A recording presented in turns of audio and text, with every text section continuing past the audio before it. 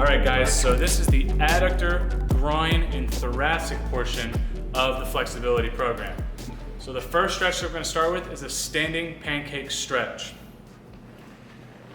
So pancake position is just a stretch where the legs are straddled, okay? So we actually want to focus on making sure that the feet are forward and not rotating out. So this is really going to emphasize targeting the inside hamstring and right where it's up along the adductor, or the inside of the thigh here.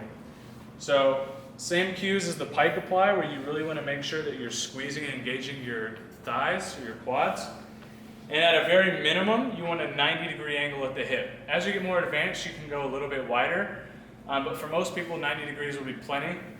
And from here, as long as those quads are engaged, again, you want to focus on trying to get to the floor.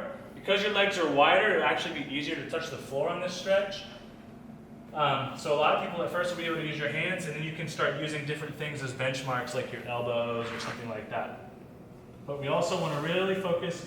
It's super important that the quads are engaged and locked out. Feet are facing forward, okay, and just making sure that you breathe. And that is your standing pancake stretch. All right, guys, so the second stretch of this series is the tailor's pose, or the butterfly stretch. So for most people, this is a good stretch to start with the hips elevated. So I'm going to show it with a block, and then I'll show it without for those that are flexible enough that they can do it without the block. But for this stretch, you want the block far enough away from the wall that you can actually sit on the block. And you want to bring your feet as close as you can to the inside of your thighs here. And then we want to focus on keeping an upright posture and then using the outside of the hips to pull the knees down towards the floor.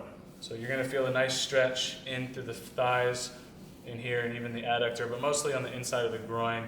And some people even feel it in their hip flexor when they do this. So this is the tailor's pose. And then if you're flexible enough, you can sit on the floor. And same thing here, trying to keep the feet as close as you can. Again, the size of your legs will kind of determine how close or how far your heels will be towards your groin. But then really engaging those glutes and pulling the knees down towards the floor or the mat, making sure that you keep the chest upright.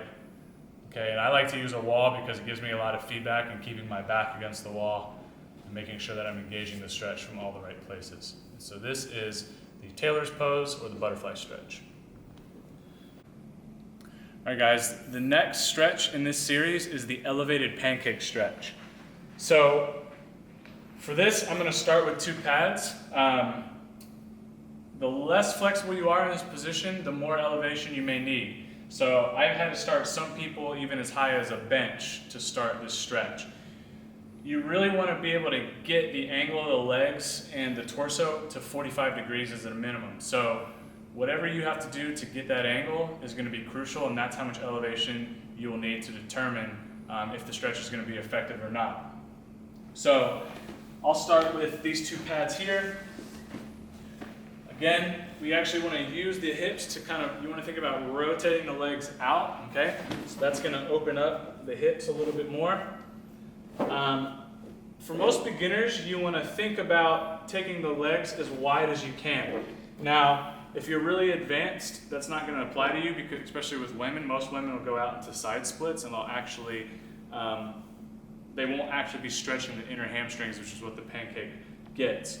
So as you can see from here, keeping my back as flat as possible, I can get the angle where my thighs and my torso make 45 degrees. So this is a good elevation for me. Really focus on rotating those hips out and then getting as low as I can. Using some sort of support is going to be very helpful. So obviously I can go onto like my elbows. I can reach out in front of me using my hands, but if you want to use something to put between yourself and the floor to kind of gauge how much pressure and how low you can go in this stretch, that will be really helpful.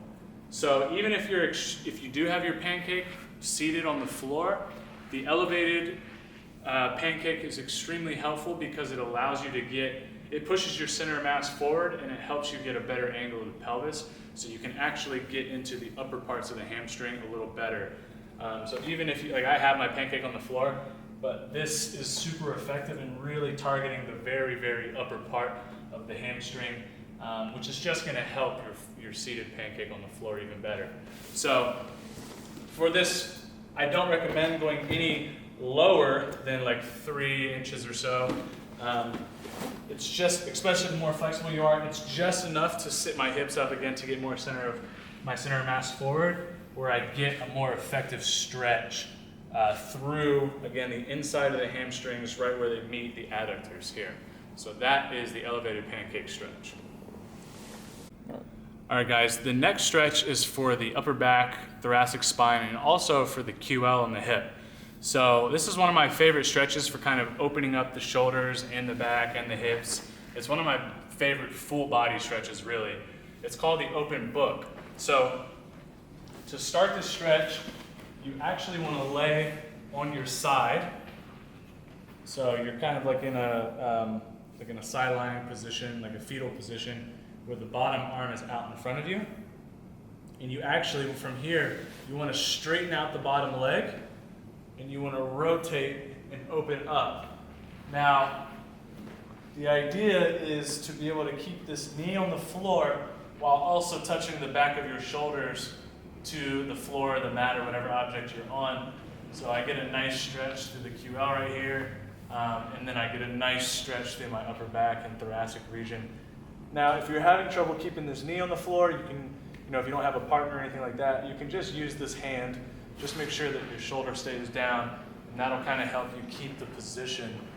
And as you can see, like a 90-degree angle of this knee. You might even start to get it a little bit through the outside of this hip. Feel it a little bit through the chest, shoulder. Like I said, it kind of hits the whole line, and it might hit different areas depending on where you're the tightest. But this is one of my favorite stretches for opening up the hip and the shoulders and getting more of that rotation in your body, especially if you're like a rotational athlete where you throw a lot, like a quarterback or baseball or tennis or something like that. You'll notice that from side to side, one area is going to have more rotation than the other. So this way is actually my less flexible side, just because I was a baseball player and I spent so much time rotating the other direction. So even though the flexibility probably on the camera doesn't look any different, I can definitely tell that it takes a little bit more effort for me on this side. So that is the open book stretch. All right, guys, the last stretch of this program is called the butcher's block stretch. Don't really know where that name came from. It's also known as the prayer stretch, and that might make sense in a second why. So if you've heard it either way, you know what this stretch is that we're referring to. So this stretch is one of my favorites for opening up the upper back. One of the biggest cues is to make sure that the knees are actually tucked under the body, so that way the low back is rounded, because you don't want to compensate this pattern by arching the low back. So for a lot of people that don't have overhead mobility, when they press overhead and stuff, they actually try to get the range from the low back when it should actually be the upper back. So I'll kind of demonstrate in the stretch what that difference is going to look like. But you want to bring the elbows right on the end of the mat, and you can clasp the fingers just to keep everything in place. And then from here, you actually want to think about pulling the chest through to the floor, keeping the elbows from flaring out as much as possible. So I'm really thinking of opening up my armpits and really pulling my chest down to the mat. Now, if my knees are way out here, which is how a lot of people will do this stretch, this actually allows me to arch my lower back, which takes the stretch out of the lats.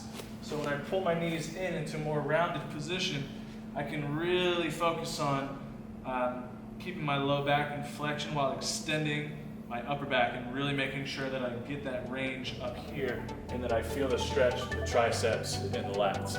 And that is the butcher's block stretch.